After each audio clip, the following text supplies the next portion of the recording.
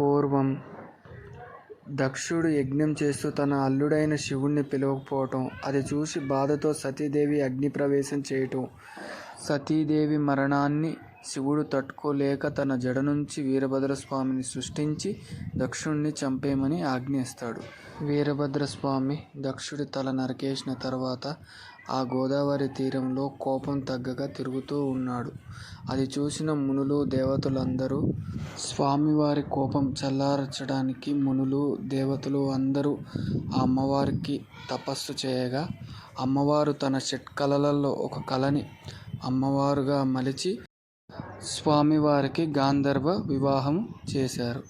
దానితో స్వామివారు శాంతించారు. ఇప్పుడు ఈ గుడి ఎక్కడుందంటే కాకినాడ దగ్గర నుంచి 30 కిలోమీటర్ల దూరంలో మురమళ్ళ అనే ప్రదేశంలో ఉంది.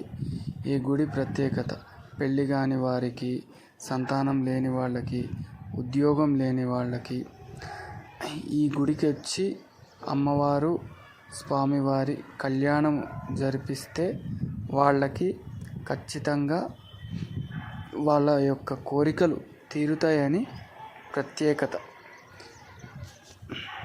Thank you for watching this video. Thank you viewers. Thank you so much. మా వీడియో నచ్చితే లైక్ చేయండి, షేర్ చేయండి.